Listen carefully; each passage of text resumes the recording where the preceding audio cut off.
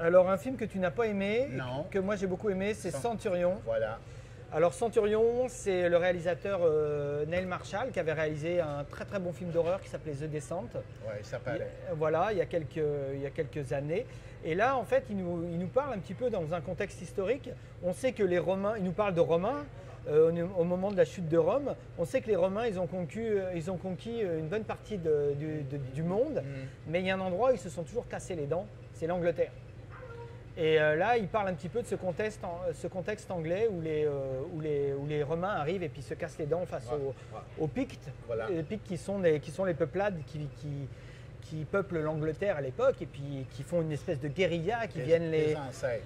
Qui viennent et qui font une espèce, voilà, qui leur font une petite guérilla et qui mettent à l'épreuve leur façon de se battre. Les gens que c'est un film ultra violent. Ça pourrait être dans le livre Guinness Record des têtes coupées. Ça frôle le gore. C'est donc le gore, c'est le cinéma d'horreur. C'est l'époque qui veut ça aussi, mon cher Pierre. Non, pas du tout. C'est pas nécessaire. C'est ultra violent. C'est du spectacle. Quand tu vois la série Rome, c'était violent aussi, pareil, quoi. C'est pas mieux.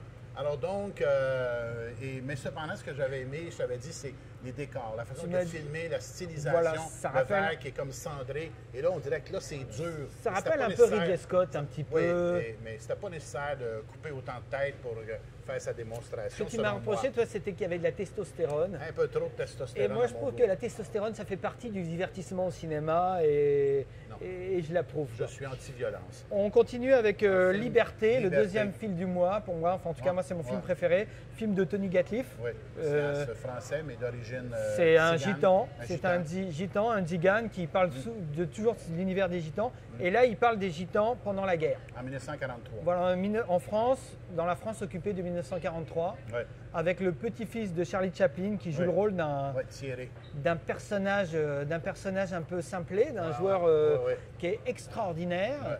Et moi, je vous conseille ce film. C'est un film sur la tolérance, c'est un film sur...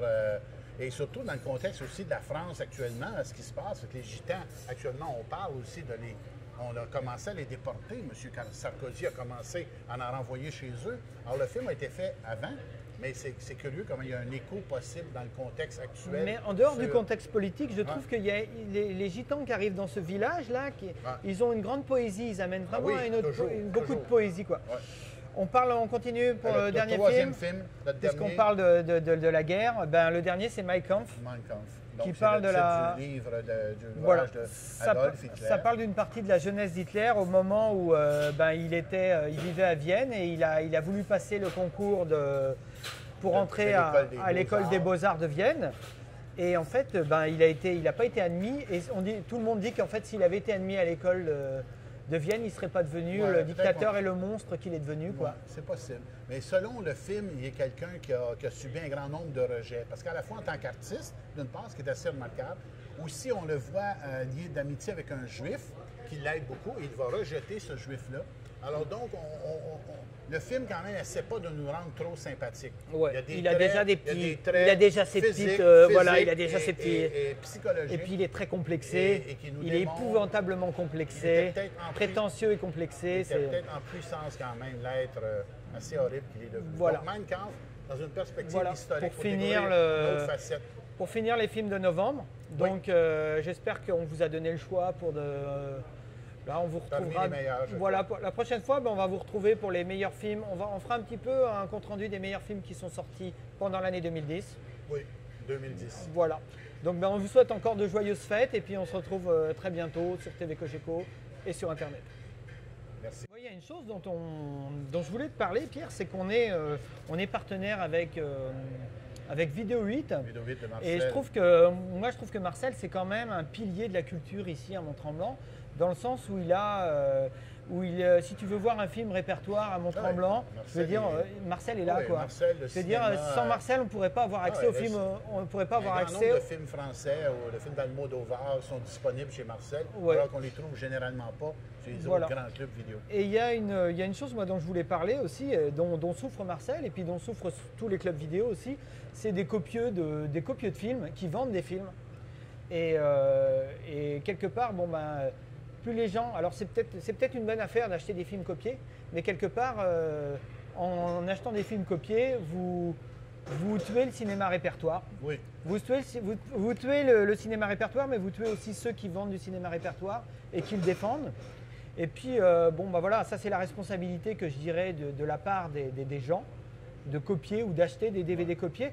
Puis je pense que les éditeurs aussi ont aussi une responsabilité par rapport à ça.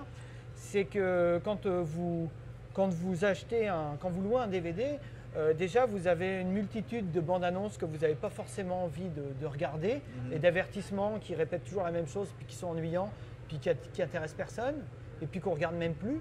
Et je pense que les logiciels qui permettent de louer les DVD enlèvent tout ça déjà au départ. Ils vous proposent de mettre juste le film.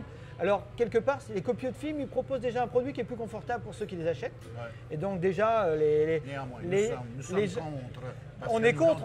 Non, mais on est contre, mais je parle aux éditeurs. Là. Je parle aux éditeurs qui ont peut-être une responsabilité à prendre là-dessus.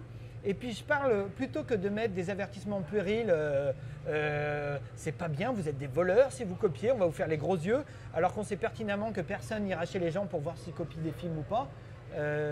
Ils devraient faire, moi je dirais, peut-être un court-métrage qu'on verrait avant le film, où ils engageraient des vedettes, des gens connus, avec un scénario suffisamment intelligent pour sensibiliser les gens au mal que ça fait de faire de la copie, quoi. Ça serait déjà plus intelligent. Et puis ensuite, peut-être donner au choix aussi, où on peut regarder directement le film et pas se taper toutes les bandes annonces avant. C'est ce que je voulais ajouter. Préservons le droit d'auteur malgré tout. Voilà, défendons les droits d'auteur.